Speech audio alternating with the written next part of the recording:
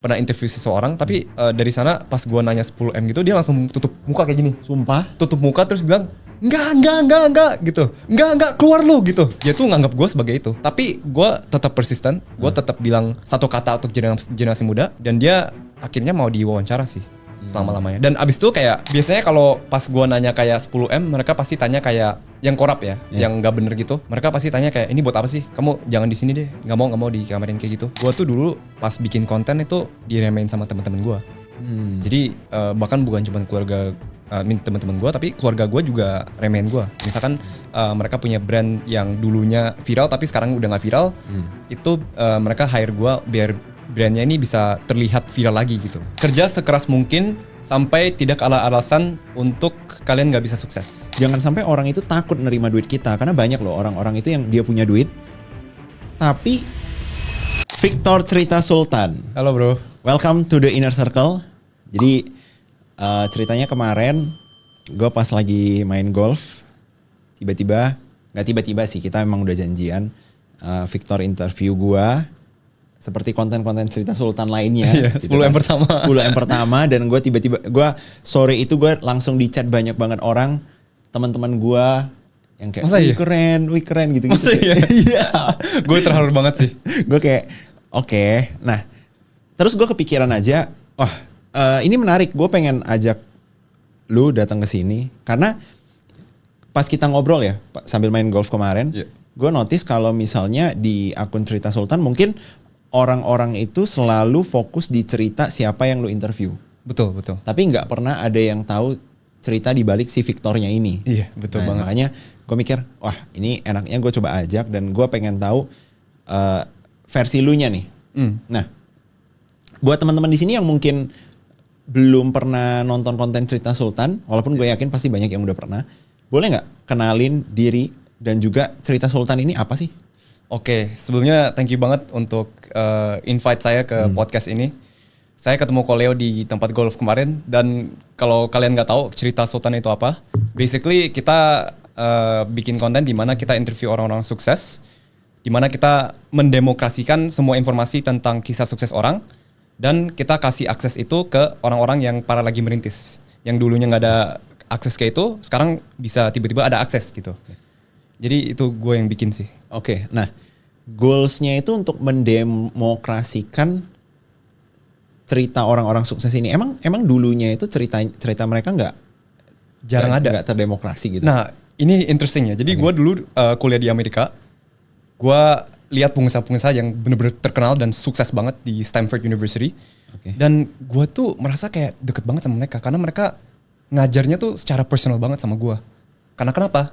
Karena mungkin mereka pertama bisnisnya halal, mereka terbuka dengan laporan keuangan, dan mereka bayar pajak gitu loh. Sedangkan orang-orang di Indonesia kebanyakan ya mereka nggak ada tiga-tiga ini, makanya mereka nggak mau terbuka gitu loh. Apalagi dengan competition sekarang, dengan orang-orang berkompet di dunia bisnis di Indonesia kan susah ya cari industri yang nggak ada kompetisi sama sekali.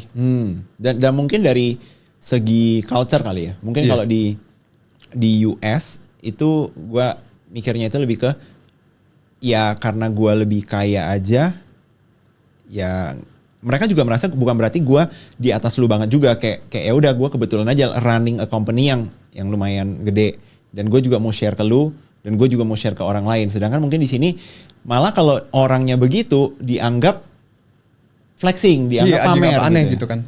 Bahkan sekedar misalnya dia cuma mau sharing, oh bisnis gue let's say revenue-nya triliunan. Bisa jadi itu dianggap flexing oleh beberapa orang. Bener sekali.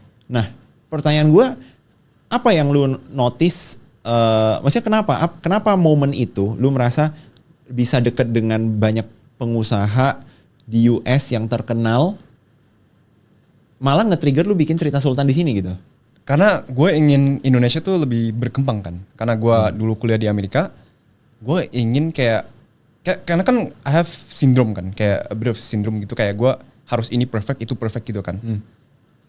Ketika gue lihat gap itu sangat gede di Indonesia, which is pengusaha Indonesia nggak mau kasih nasihat ke anak-anak muda, gue tuh lihat ini gapnya sangat besar. Gue pengen bikin sesuatu yang bisa antisipasi problem ini. Which is gue kepikiran apa ya, kayak media platform yang bisa antisipasi problem ini yaitu The School of Hard Knocks gitu kan. Dan kebetulan aja The School of Hard Knocks nggak ada di Indonesia. Makanya kita terapin semua SOP, kita terapin semua hal-hal yang dimasukin di School of Hard Knocks, bahkan gestur tangannya juga sama ke Indonesia gitu. Ini sebenarnya ya, gue notice ini salah satu advantage ya yang teman-teman di sini, kita di Indonesia itu punya.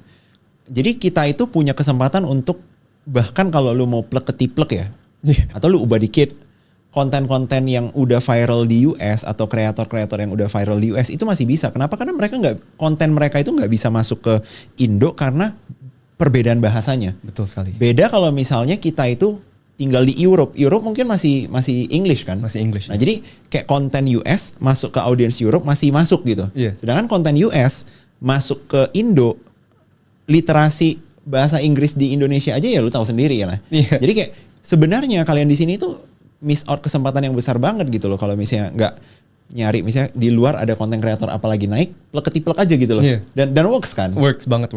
Makanya penting banget untuk kayak liatin konten-konten internasional gitu dan belajar bahasa English. Ini yang penting banget. Karena saya lihat ada fakta waktu itu dulu kebanyakan orang Indonesia tuh kayak ini nggak tahu benar atau enggak ya, tapi 90% orang Indonesia tuh nggak bisa bahasa Inggris dengan lancar. Okay. Sedangkan luar negeri misalkan kayak Malaysia, mereka kan udah bisa bahasa Inggris dengan lancar. Makanya mereka bisa dibilang lebih agak maju gitu kan. Ya makanya kalau orang Indonesia mau bikin konten yang bener, belajarlah bahasa Inggris dulu. Yes. Dan sesimpel lu cuman, maksudnya kalian ya, mentranslate konten yang sama, lu bikin versi bahasa Indonesianya aja, bisa works gitu loh. Bisa kayak banget. kenapa nggak dicoba gitu. Apa aja. Kayak banyak perusahaan-perusahaan zaman sekarang tuh bukan cuma di content creating doang ya. Tapi perusahaan-perusahaan ternama di Indonesia pun yang inisialnya G sama T. Itu kan ya besar karena mereka juga copy salah satu perusahaan di Amerika, which is Amazon sama Uber kan. Yes. Wah ini interesting. Dan setelah dipikir-pikir, kayaknya banyak juga sih company di Indonesia yang ya mungkin foundernya itu kuliah di luar. Dia lihat di US atau di China atau di mana, oh ada ini nih, kok Indo belum ada ya? Oke, gue bikin versi Indonya. Dan ini hal yang sebenarnya lumayan lumrah ya teman-teman ya. Bahkan ketika video ini di syuting, gue besok kan juga ke China bro. Betul. Tujuannya ya untuk belajar dan melihat di sana ada apa yang mungkin di Indonesia belum ada dan mungkin bisa gue buat. Gas. Wah itu unfair advantage kita yang punya kesempatan ngelihat-lihat luar negeri kali ya. Iya. Nah pertanyaan gue nih bro, tadi kan lu bilang banyak pengusaha-pengusaha ini gak mau sharing. Nah pertanyaan gue sebenarnya mereka itu gak mau atau gak ada kesempatan yang proper untuk sharingnya nih bro. Nah karena beda loh, kalau gak mau itu berarti mereka dikasih kesempatannya juga gak mau sharing. Tapi kalau gak ada kesempatan yang proper berarti itu berarti sebenarnya mereka mau. Cuman gak ada wadahnya aja. Interesting question ya. Tapi menurut saya nggak mau sih. Mereka memang nggak mau. Karena emang kita di Indonesia kan kalian tahu sendiri kan. Maksudnya kita sebagai orang Indonesia tuh kita kekuatannya adalah di people skills kan. Ketika kita mau bisnisnya berkembang itu kita harus gotong royong. Maksudnya people skills kita harus kuat kan. Sedangkan di Amerika itu lebih meritocracy. Berarti skill based gitu kan. Okay. Makanya kalau di sini tuh lebih arahnya kalau mau sukses tuh lebih ke nepotism. Dan dari sana mungkin mereka tuh terhambat oleh skills yang mereka bisa ngomong ke kamera gitu loh. Makanya mungkin mereka kurang bisa ngobrol tentang skill mereka atau mereka memang nggak bisa aja nggak bisa ngobrol tentang skill mereka karena mereka kekurangan skill meritocracy itu. Nah konten Cerita Sultan ini kan sebenarnya muternya itu di kayak street interview gitu ya. Betul. Street interview jadi lu kayak di mall, di jalan, di kantor gitu. Lu nanya orang. Biasa pertanyaan pertama itu selalu 10 miliar pertama ya. 10 yang pertama. Nah, pertanyaan gua, siapa orang pertama yang lu interview untuk konten Cerita Sultan ini? Maksudnya orang sendiri kah, kenalan lu kah, atau langsung random? Waktu itu actually ini interesting story ya. Gue baru pulang dari Amerika. Terus gue coba wawancara di PP ya waktu itu. Di PP, terus gue ditolak kayak 15 kali itu pertama kali. Tapi orang pertama yang lu tanyain itu langsung orang yang lu gak kenal? Yang gak kenal. Wow. Yang gak kenal. Langsung. Tapi itu kebetulan orang bule sih. Dan itu dia, balik lagi ke orang internasional tuh lebih mau ngobrol ya. Mereka lebih terbuka. Setelah 15 orang ini gagal, orang pertama yang mau ngejawabin lu itu bule? Bule. Terus abis itu gue langsung lanjut ke gereja. Dan gue kebetulan ada kenalan sama teman-teman gue. Dan dari sana gue wawancara teman-teman gue sih awalnya. Nah ini gue punya pertanyaan nih. Dari semua orang yang pernah lu interview ya, siapa yang paling lu inget deh sampai sekarang momen interviewnya atau mungkin pesan yang dia sampaikan itu kayak nyangkut nih di kepala lu sampai sekarang? Kalau boleh pick satu. Satu ya, Christian Dickey sih yang punya Evolin. Oke. Dia bilang ini dari buku juga ya, dia dapat referensi dari buku. Dia bilang kalian harus mikirkan kalian udah mencapai segala sesuatu sebelum kalian mencapai segala sesuatu. Jadi artinya apa? Kita kalau misalkan ngobrol sama orang, seakan-akan let's say networking atau kita ketemu dengan orang spesial, kita harus ada rasa percaya diri bahwa kita tuh udah mencapai segala sesuatu yang dia udah capaikan atau kita udah capaikan. Dari sana kita unlock doors, kita mendapatkan kunci yang luar biasa, which is kita mendapatkan trustnya mereka. Dan dari sana menurut saya itu ngefek banget ke gue karena gue emang di people skills world ya, maksudnya gue harus relasi sama orang kan. Dan ya mungkin dari sana gue belajar banyak, gue terapin itu informasi dan gue berhasil ya interview orang-orang setelah dia yang lebih sukses dibilangnya gitu. Oke, nah dan konsep street interview ini kan kemarin sempat ada berkasus juga nih bro, tapi di beauty ya. Ini pasti teman-teman tahu ya, street interview beauty yang akhirnya hostnya itu mundur dan nggak mau interview lagi karena katanya interviewnya itu settingan. Nah, pertanyaan gua nih bro, dari semua interview yang pernah lu lakukan, ada nggak yang settingan? Dan berapa persen yang settingan kalau ada? Gua jujur-jujur aja ya guys. Yeah. Gua ada settingan sih.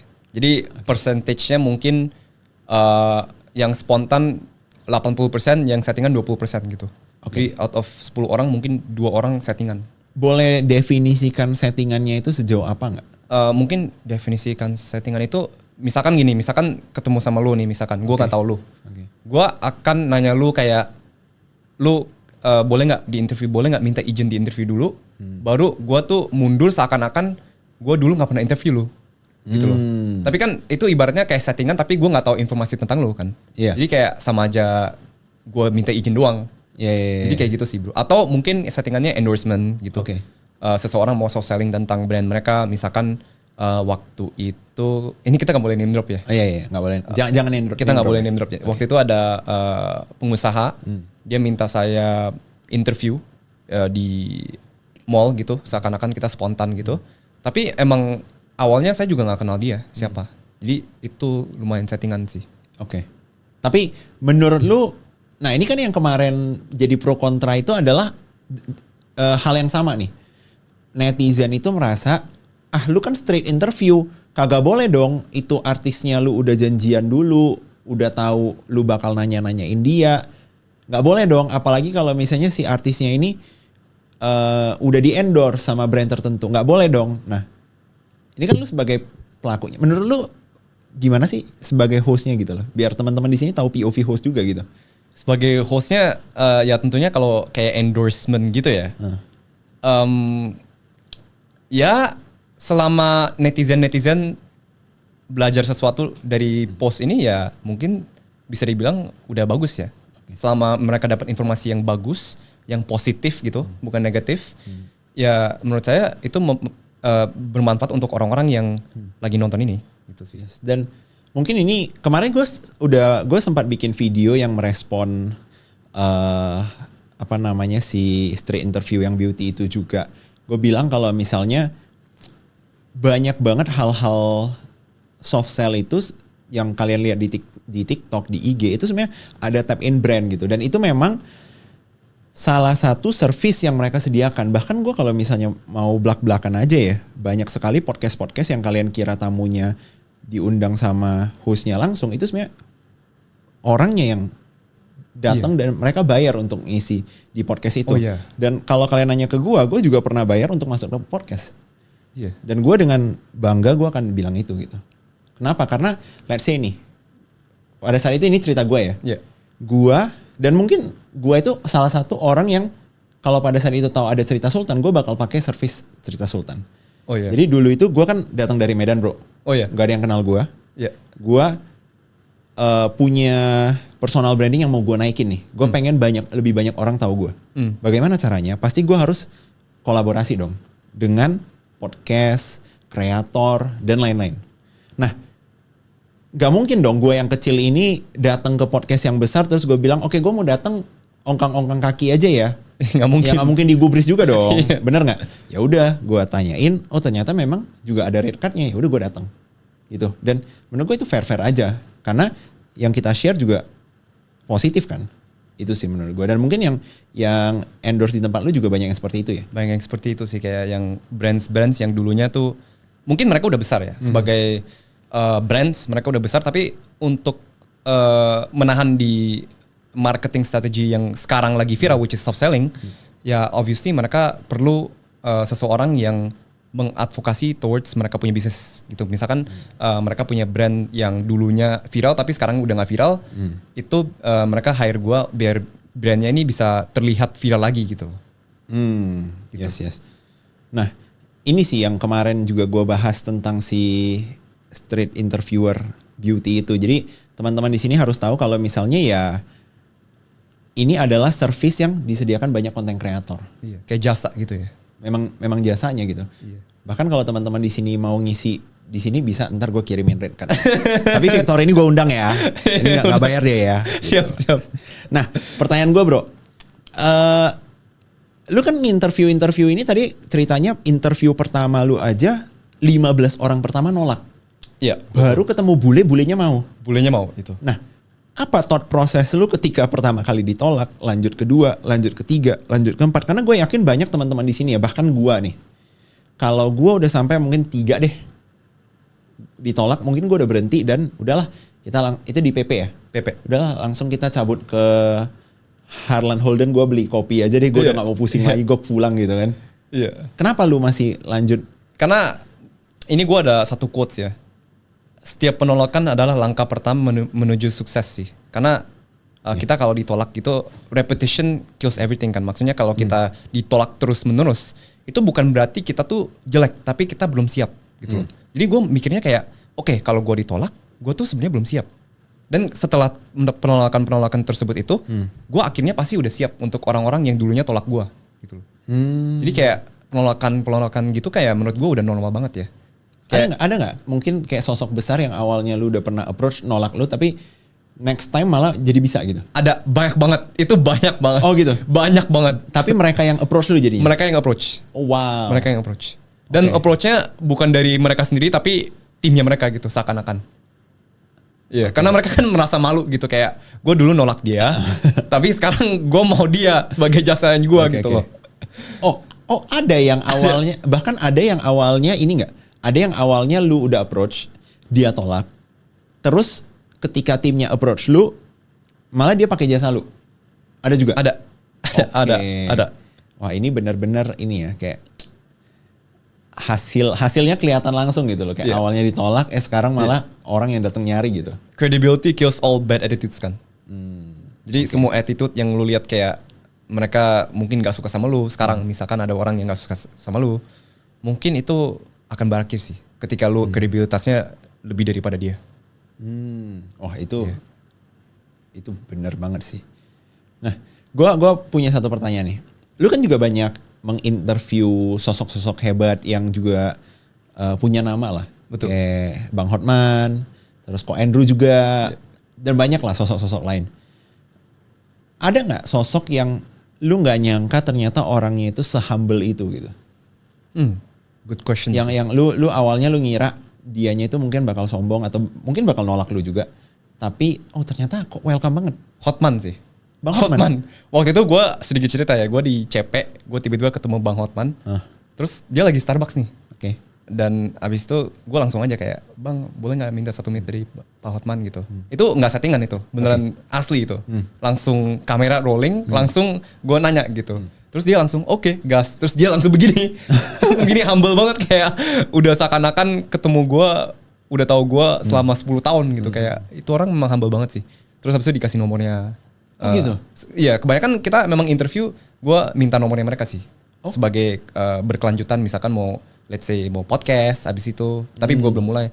Let's say mau webinar gitu. Gue dapat kontaknya dari sana sih. Wow. Nah, coba boleh cerita nggak penolakan? Nah itu kan tadi cerita enaknya nih. Iya. Ada nggak? Tapi jangan drop names ya. Oke. Nggak usah drop names ya. Oke. Ada nggak sosok terkenal yang kayak kebalikannya deh, sotoy gitu, sombong gitu, bener-bener sombong banget. Ada sih, ada Songong sih. banget. Ada sih. Oke, boleh describe how he or she treat you nggak? Waktu itu pas gua ketemu dia, ini kan kayak ya ini balik lagi ke quotes yang gua bilang kan, kayak credibility kills all bad attitudes. Pas gua ketemu ini orang, gua merasa kayak nih orang tuh kayak kepaksa ketemu gua karena gua punya kredibilitas sangat tinggi gitu loh. Kayak gua udah ngerasa kayak dari dia punya cara ngomong, dari dia jawabin gua punya pertanyaan tuh kayak sombong banget. Ini orang jawabannya tuh kayak nggak jelas gitu. Kayak jawabannya ya itu aja. Oke. Banyak sih yang kayak gitu. Oh, dan banyak. Lumayan. Ya lumayan sih ya. Oke. Nah, boleh ceritain nggak penolakan yang paling parah deh yang pernah lu rasain gitu? Pernah nggak kayak macam dianggap lu itu kayak apa gitu? Pernah banget, mau nyolong kayak mau nyopet kayak apa? Oke, gue tuh ini baru kemarin ya bro. Kemarin? Jadi ada dua sih. Kemarin sama dulu mungkin kayak 5 bulan lalu. Tapi kemarin tuh gue baru ketemu wali kota Padang. Oke. Dulu, tapi udah 2000 berapa gitu. Kita nggak bisa spill exactnya kan. Oke. Dia tuh nganggap gue tuh sebagai kayak orang yang lagi jualan donasi kayak masker gitu loh. Lu tahu nggak yang di mall-mall gitu kan ada banyak tuh yang donasi masker segala macam kayak gitu. Tapi akhir-akhirnya dipakai buat uang sendiri gitu kan. Dia tuh nganggap gue sebagai itu. Tapi gue tetap persisten. Gue tetap bilang satu kata untuk generasi muda. Dan dia akhirnya mau diwawancara sih selama-lamanya. Dan abis itu kayak dia malah kontak gue lagi. Gitu sih kayak ceritanya. Terus yang kedua, gue tuh pernah di CP, pernah interview seseorang, tapi dari sana pas gue nanya 10M gitu, dia langsung tutup muka kayak gini. Sumpah? Tutup muka terus bilang, enggak gitu. Enggak, keluar lu gitu. Pernah ada kayak gitu. Spesifiknya ada di sana. Tapi abis itu gue bilang minta maaf sama omnya gitu, terus ya mukanya tetap kayak gitu sih. Oke, itu respon yang Iya. Lumayan unik sih. Kasar banget. Oke. Tapi lagi-lagi kayak respon yang unik tuh sangat jarang. Karena mereka tuh pengusaha-pengusaha yang mungkin nggak mau tampil di social media pun, mereka tuh takut sama kamera. Ada nggak orang yang dari how they respond, lu langsung tahu nih orang bisnisnya nggak bener? Nih Oh orang banyak.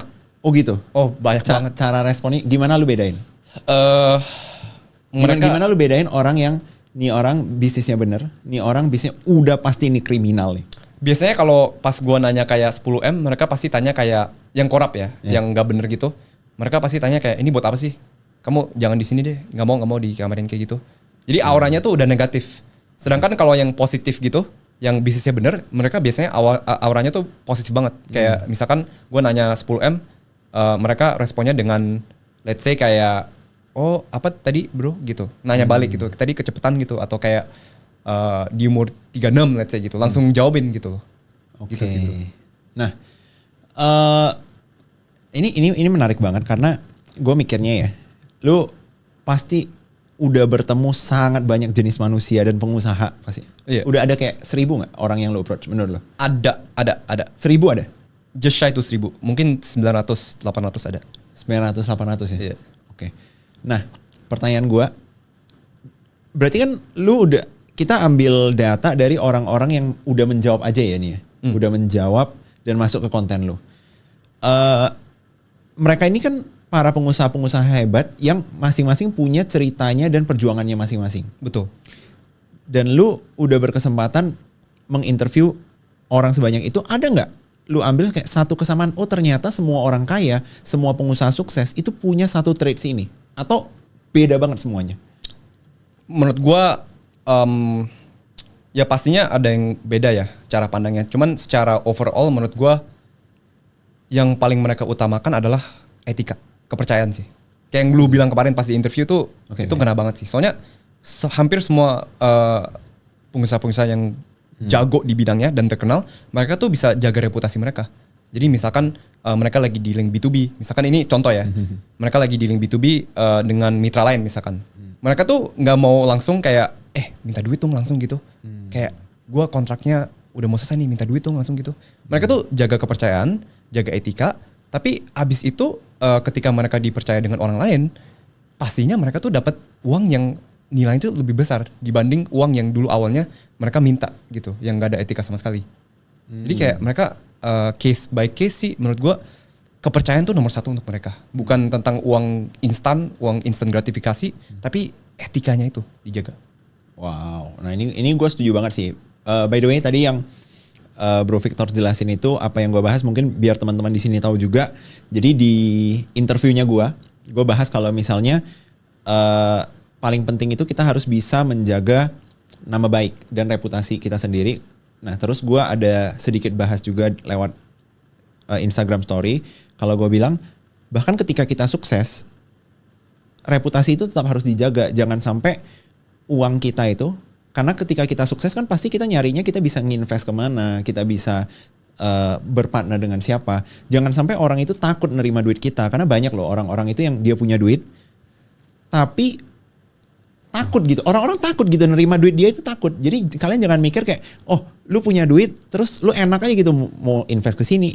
Enggak. Banyak orang yang duitnya banyak tapi nggak ada orang lain yang mau nyentuh duitnya. Oh ada banyak banget itu. Banyak banget. Banyak. Apalagi di Indo. Apalagi di Indo. Apalagi kalau misalnya ya di satu sisi pasti di satu sisi gini, ada possibility-nya karena duit lu ini nggak jelas. Okay? Jadi orang takut nih ngambil duit lu malah terlibat gitu ke urusan lu lah, urusan kriminal lu misalnya nih. Tapi di satu sisi yang lain juga ada karena lu itu dianggap misalnya lu pengkhianat. Lu udah mengkhianati banyak partner lu sebelumnya. Itu juga nggak ada yang mau kerja sama lu. Yeah. Dan ibaratnya kayak di Indonesia tuh menurut gue ya, small pond big fish sih. Small pond big fish. Jadi ikan yang besar banyak banget, tapi pond kita tuh sangat kecil gitu. Jadi orang sekitarnya yang mungkin dikhianati itu dulu pasti tahu sekitarnya siapa gitu. Misalkan gua hianati sekarang gitu. Orang lain, content creator lain udah pasti tahu sehari setelah, not even sehari setelah, sedetik setelah itu pasti udah tahu semua. Setuju. Dan di atas itu sepi, di atas itu orangnya itu doang. Itu gua harus kasih tahu nih. Jadi lu kalau misalnya sekali nama lu jelek, orang itu tahu gitu loh. Orang pasti tahu. Itu sih. Dalam dunia bisnis orang udah pasti tahu. Jangankan dari dunia bisnis, dari kita relasi sama orang, dari kita sama wanita kita, relasi sama wanita kita, itu udah tahu kayak lu selingkuh nggak, lu relasi sama orang, lu pernah nipuin dia nggak, pernah apain nggak gitu. Itu pasti ada track recordnya masing-masing gitu. Oke. Nah dari tadi kan lu ceritanya itu interviewnya selalu di yang gue nangkep ya. Dari tadi mall mulu gitu, PP, CP, apa kemarin Sensi, gitu kan. Emang boleh gitu? Maksudnya kok bisa gitu? Setahu gue kan kalau di mall itu kadang agak ketat lah, nggak boleh kayak asal ngerekam gitu. Gimana caranya lu? Dulu awalnya gue pakai kamera profesional ya bro. Gue pakai ya kayak gini nih. A6400 sama A7R ya kalau nggak salah. Itu nggak boleh sebenarnya. Tapi pas gue ganti ke DJI Osmo yang pocket camera itu katanya boleh. Jadi itu lebih ke pocket camera dan bisa dibawa kemana-mana. Jadi ya gue udah nanyain tentang izinnya itu ke mall-mall tertentu, bahkan semua mall, dan mereka mainly bilang cuman strictly pocket camera sama handphone yang boleh. Dan yang interesting itu gue pakai pocket camera sekarang DJI Osmo 3 untuk interview. Jadi sekarang gue ada izinnya. Nanti semoga kedepannya gue masih bisa ada izinnya gitu. Soalnya ada juga yang mall-mall tertentu, gue nggak mau name drop. Mereka tuh bilang kayak mereka udah tahu gitu nama-nama gue, nama tim gue segala macam, gue siapa segala macam.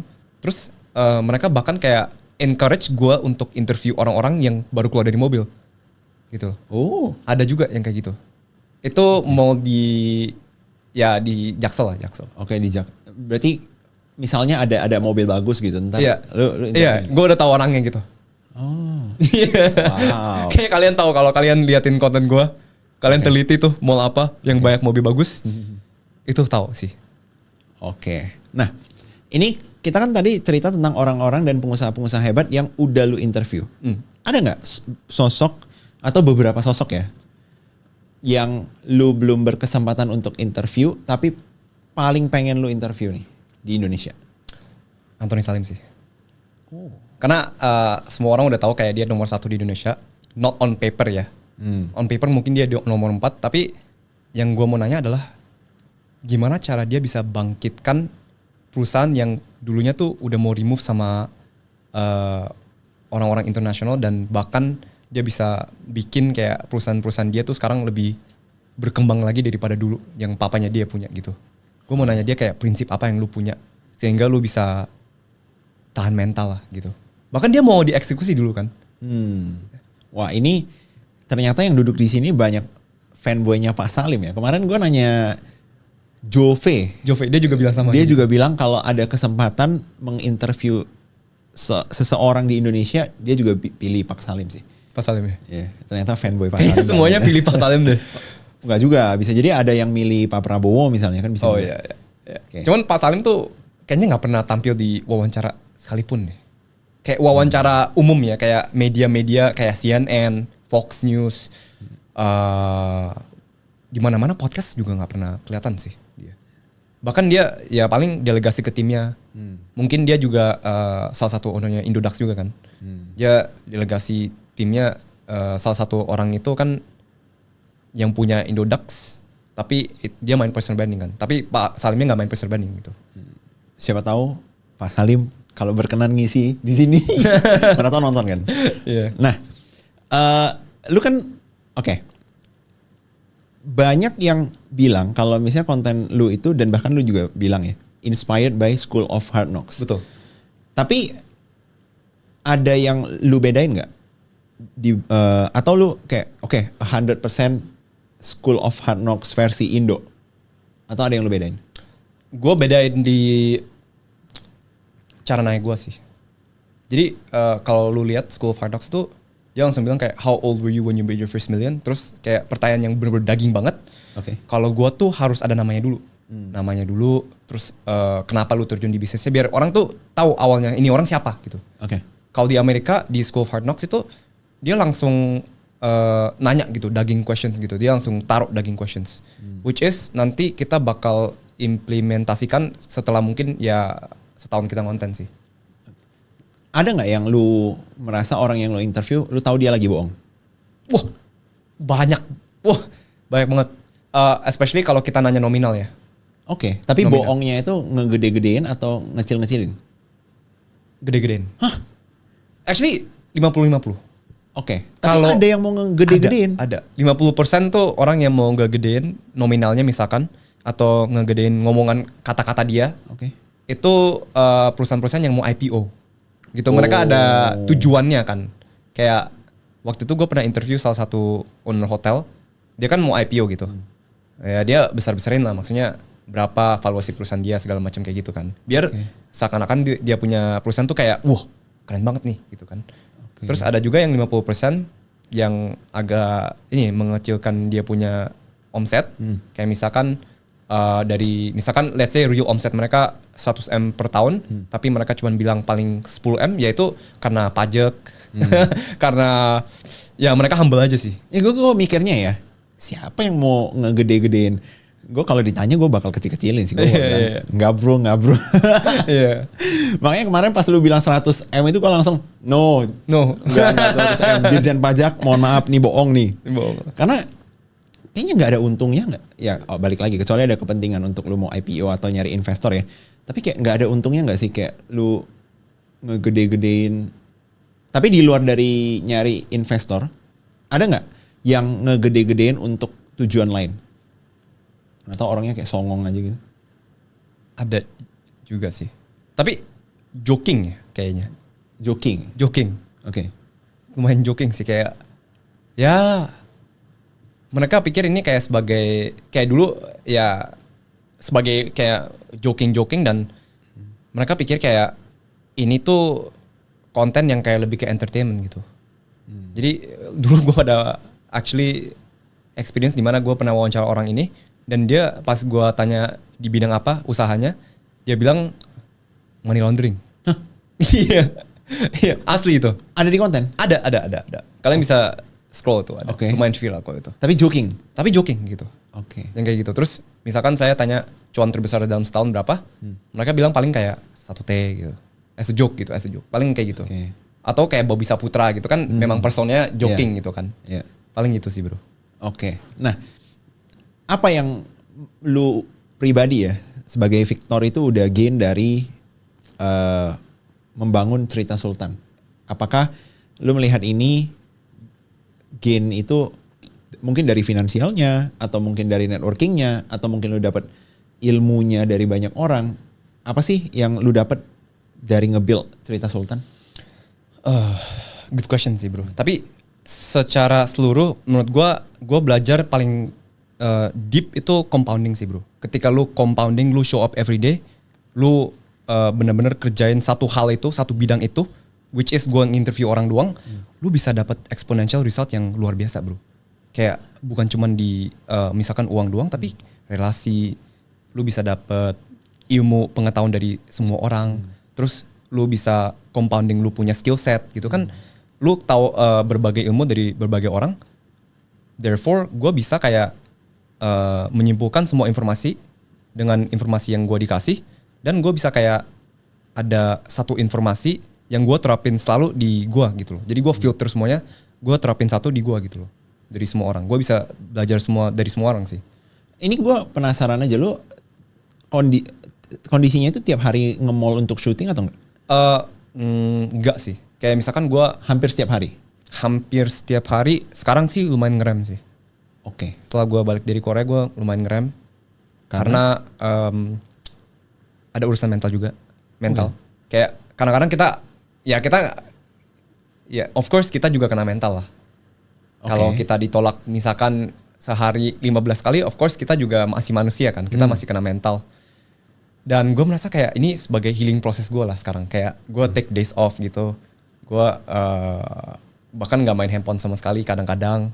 Gue cuman tidur doang liatin langit-langit gitu. Kayak itu menurut gue sebagai reliefnya gue ya.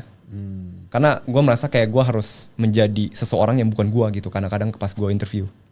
Oh gitu? Iya. Nah ini menarik banget karena gak banyak orang mau share ini juga. Jadi memang semua kerjaan ya, gue nggak bilang cuma content creator, tapi buat teman-teman di sini pasti tetap ada masa burnoutnya nggak sih? Kayak lu mau kerja apapun pasti ada. Lu pernah? Pasti pernah dong. Pasti pernah dong. Gue beberapa kali gue kena mental dan kayak benar-benar udah males main HP lah, udah males ngonten juga pernah. Yeah. Nah cuman at the end of the day ya, kalau lu tahu ini emang apa ya, kayak jalan lu itu di sini ya, paling 2-3 hari days off. Iya, betul. Lu udah pengen balik lagi gitu. Karena lu tahu kayak lu sendiri benar-benar cocok untuk pekerjaan yang lu lakukan. Kayak misalkan lu sekarang bikin konten nih. Lu udah tahu lu cocok karena emang resultnya emang datang, lu dapat tweet dari sini, lu dapat views dari sini. Dan lu tahu kalau lu stop sekarang, orang-orang bakal kayak kenapa sih Leo stop gitu? Kenapa gua nggak lanjutin aja gitu kan? Dan mungkin kalau di case gua ya mungkin ini agak NPD tapi mohon maaf. Lu tapi NPD nggak? Menurut gue semua konten kreator pasti ada, semua konten kreator sukses pasti harus ada sedikit NPD-nya. Itu gue setuju. Setuju ya? Setuju banget. Itu menurut lu NPD nggak? Gue NPD. Oh lu NPD. Tapi ya tingkatnya mungkin sedikit. Middle. Karena gini, gue nggak mau self diagnose. Jadi sebelum gue diserang para mental health warrior di sini ya, gue mohon maaf dulu ya. Ini asumsi pribadi ini.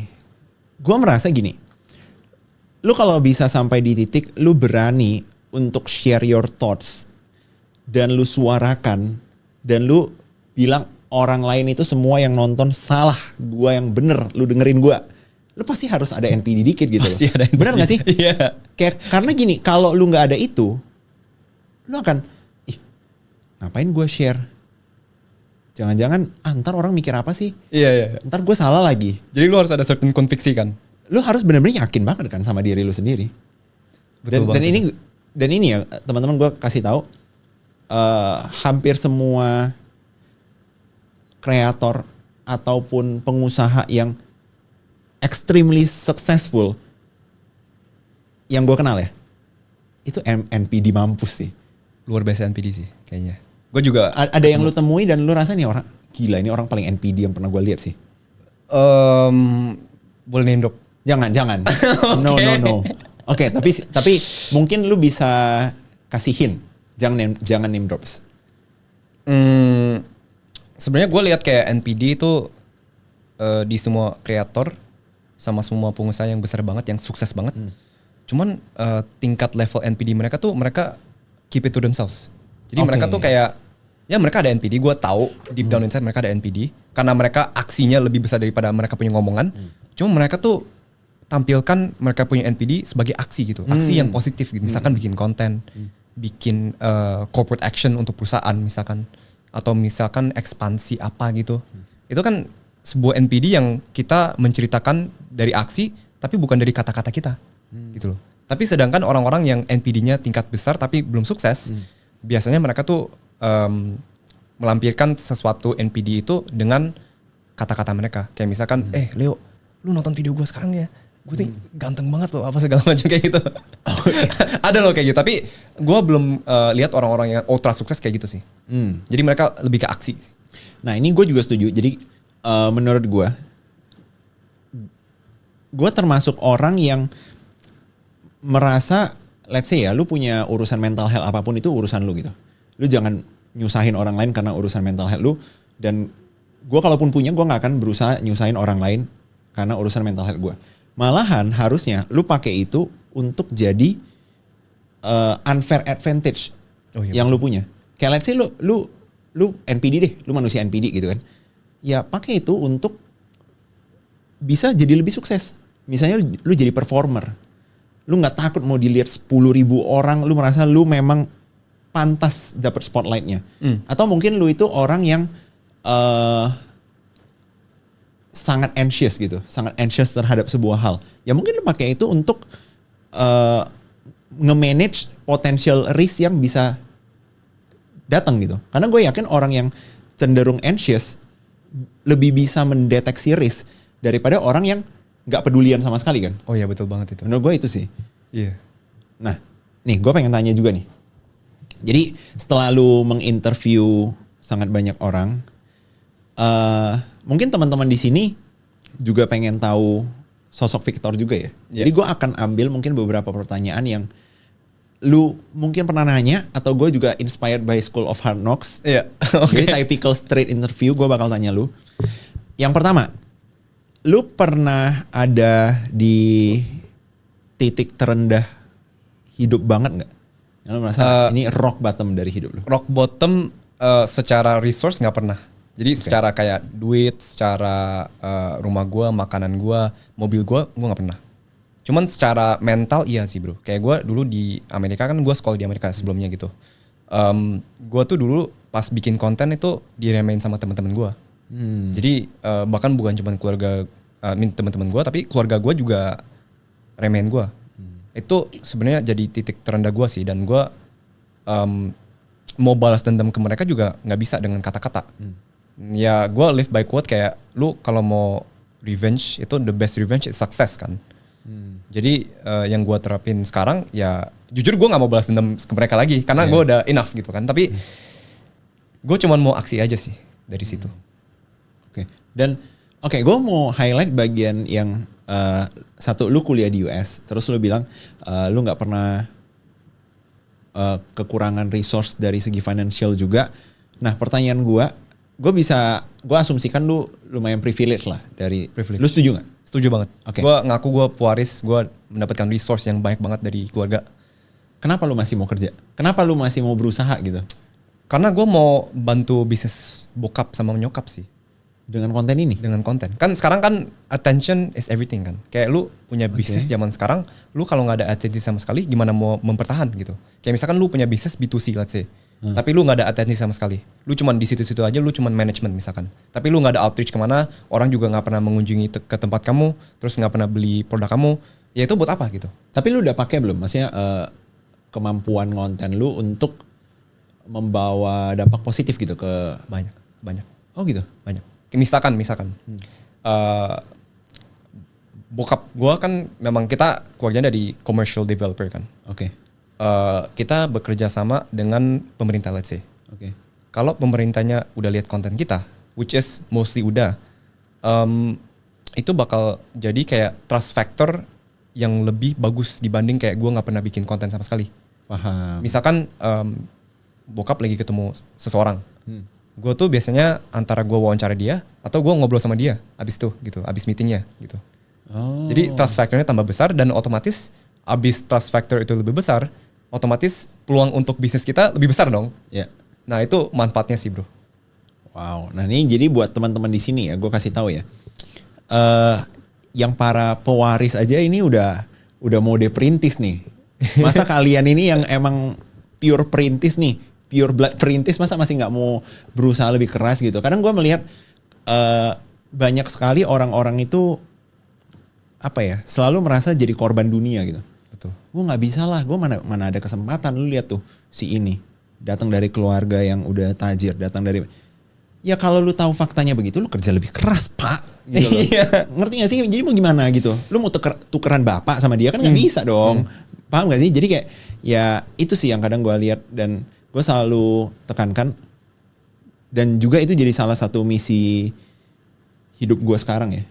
Dimana gue pengen bantu orang-orang yang merasa nggak punya kesempatan untuk berjuang. Gimana mereka bisa ya nyari cuan lah dari online. Makanya gue bikin Clipo, gue bahas affiliate, kira-kira gitu sih. Menurut lu cerita Sultan harus clipping gak? Menurut gue harus dong masuk ke Clipo ya bro. Siap. Jadi, nah ini sedikit bahas clipping ya, sorry. Gue nyelip dikit. Aman. Menurut gue semua content creator, semua brand, dan semua media itu akan butuh clipping. Kenapa? Karena clipping itu ibarat kata lu echo.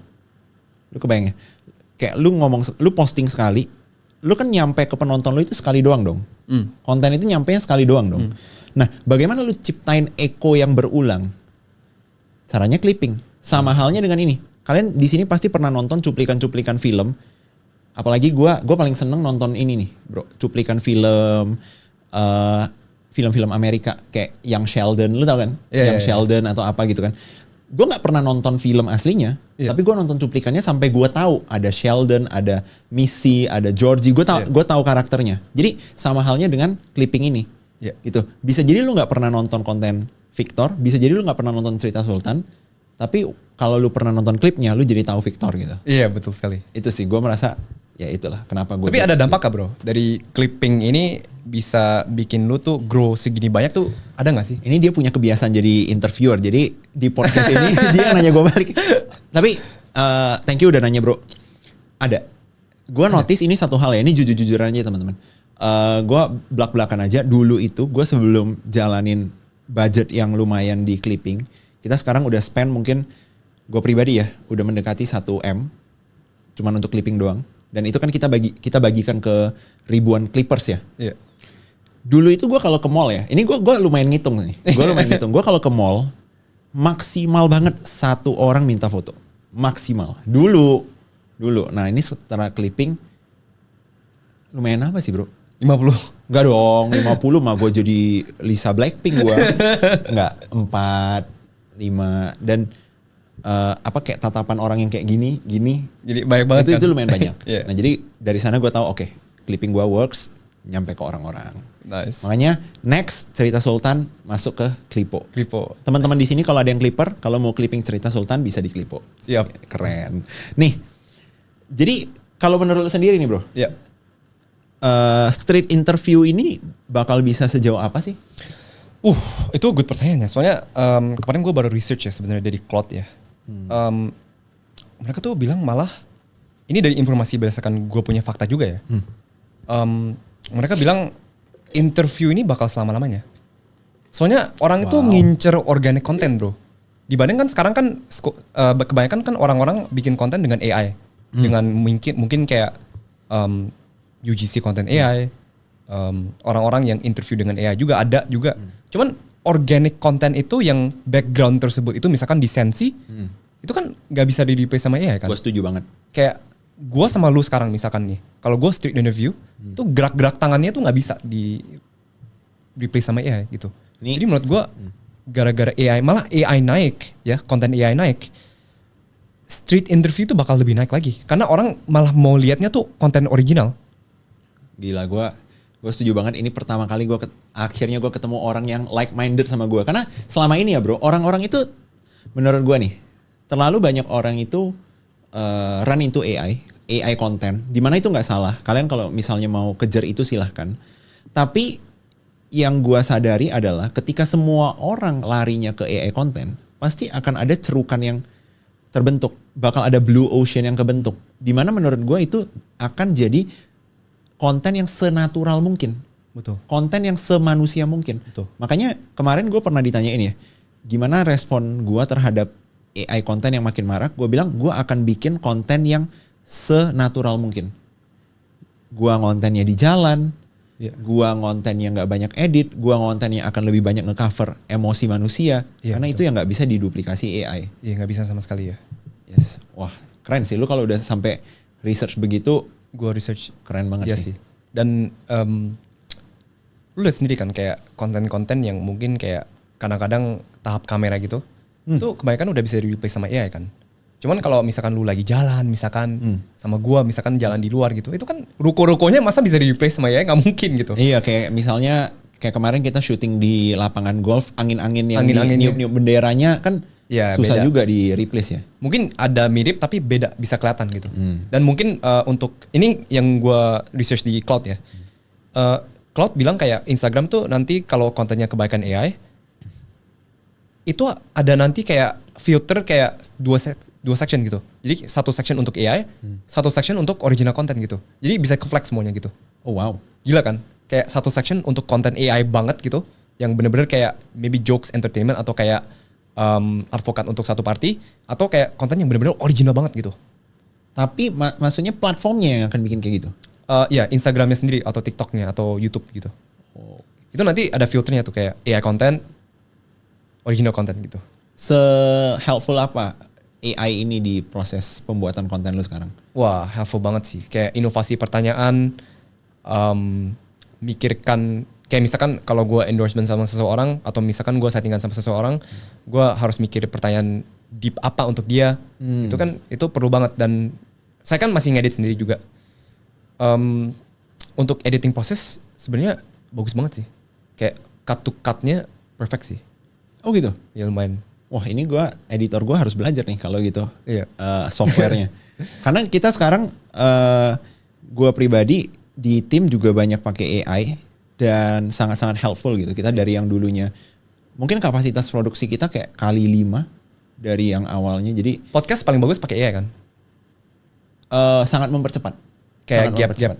Iya, karena kan apa ya? Ngehabisin waktu banget gitu loh kayak editornya harus, ini kan 3 kamera nih by the way teman-teman, bayangin ya, ini ada 3 kamera, master yang hadap gua doang, yang hadap Victor doang gitu kan.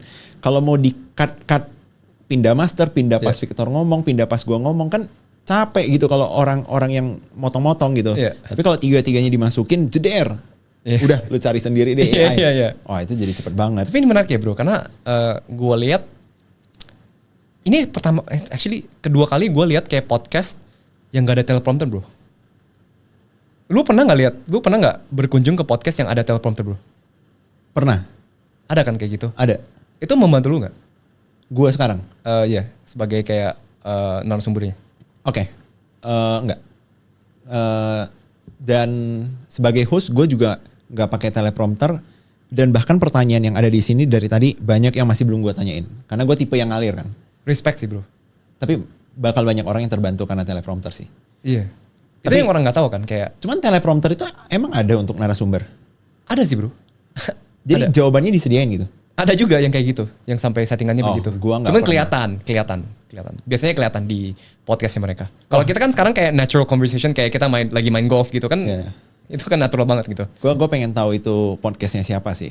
Kayak nggak boleh nanti setelah ini ya. gitu. Cuman kayak gue mikirnya gimana caranya narasumbernya jawabannya udah disetting sama teleprompternya, berarti nggak sesuai dong, nggak 100% genuine dong jadinya. Iya.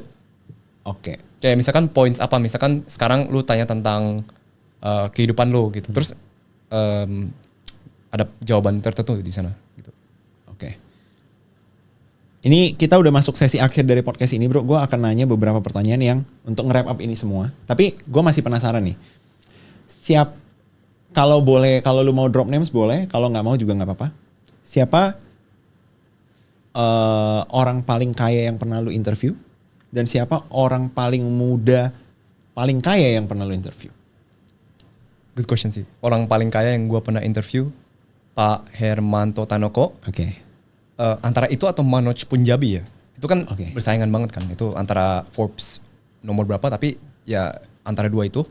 Sama orang yang paling muda, yang paling kaya di usia itu, paling kaya Suli ya. Suli. Temen gue itu Suli. Dia udah 2 digit M ya. Suli. Gak ada lawan emang ya. Suli bos. Kalau nggak Suli, Bevan dah. Lu pernah interview? Bevan, oh iya Bevan. Oh iya Tuh, Bevan. mereka berdua deh berantem Ya, di sana. Bevan Suli, ya. Oke. Ada nggak orang yang ketika lu interview malah ngasih life advice yang nyantol di kepala lu sampai sekarang? Not a business advice sama sekali. Ada sih. Gue pernah wawancara yang mempunyai XCS Hurricane, lo tau nggak? Apa? Yang XCS Hurricane, yang punya basically kayak parts-parts untuk mobil gitu. Oke. Dia malah bilang kayak lu bisa mengalahkan 99% orang kalau lu bisa mendefinisikan kata dengan benar.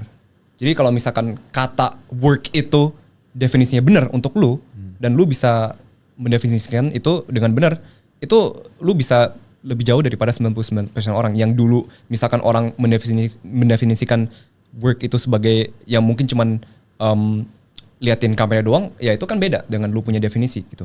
Jadi kalau lu bisa definisikan misalkan work itu sebagai lu kerja 24 jam, itu akan dapat hasil yang luar biasa sih.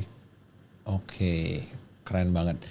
Victor, satu statement penutup buat teman-teman di sini yang udah nonton episode ini dari awal sampai akhir udah 1 jam. Gue yakin mereka invested banget sama insight yang lu share hari ini.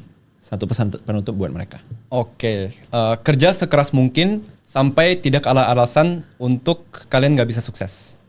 Jadi lu kerja sekeras mungkin, lu mendapatkan support dari orang-orang lain itu karena orang semuanya tahu kalau lu kerja sekeras mungkin, orang sebenarnya udah tahu gitu loh. Lu tahu kan kayak misalkan siapa karyawan yang paling kerja keras, lu pasti tahu kan. Dan lu pasti bakal invest di karyawan itu kan.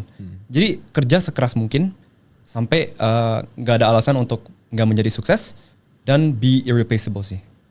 Itu Luar aja sih. biasa. Buat teman-teman di sini yang mau nonton podcast-podcast lain dengan tamu sekeren Victor, pastikan udah subscribe YouTube channel ini. I'll see you on the next podcast. Siap.